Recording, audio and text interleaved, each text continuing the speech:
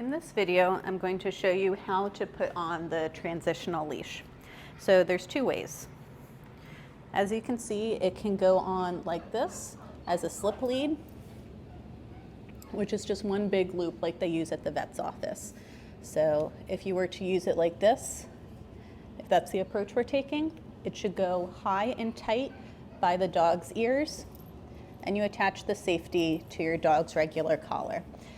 For a regular collar, I recommend using a martingale collar. It doesn't have to be chain. They also come in all fabric styles. This one's leather and chain.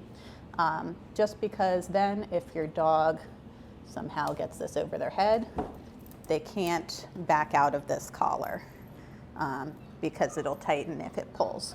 Now, don't walk your dog on this little safety strap. You have very little control with this, and it's really not intended for that. So the other thing about if you're walking your dog on a slip lead, you want to make sure if you're walking your dog on the left that the leash is kind of pointing to you like this.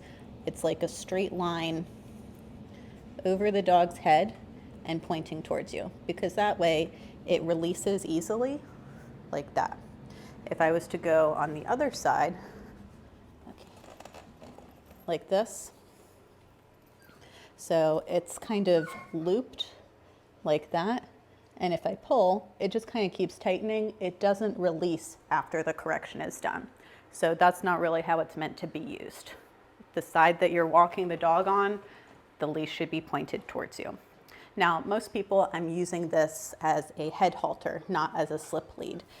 So you would put it on as a loop like this. Make sure you have enough room to work and get this over the nose. The metal piece here is always going to go under the dog's chin.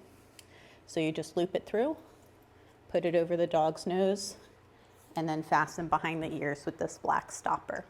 When you pull up, there should be about an inch of play there so that it's loose, unless the dog, unless you're trying to give information to the dog. The only time it's tight is when you pull on the leash. Now, we don't need cat assistance.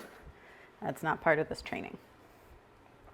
Another way to put on the head halter, you can do it like this. So if your dog is kind of fussy or young puppy, you need to get it on fast, you can just make your two loops ready to go and then just put it over their head really fast. And then it's all done like that. So when you have it as a head halter, it doesn't really matter which side the leash is pointing, like I was saying with the slip lead, because it's always going to act on the bridge of the nose. So that's really it.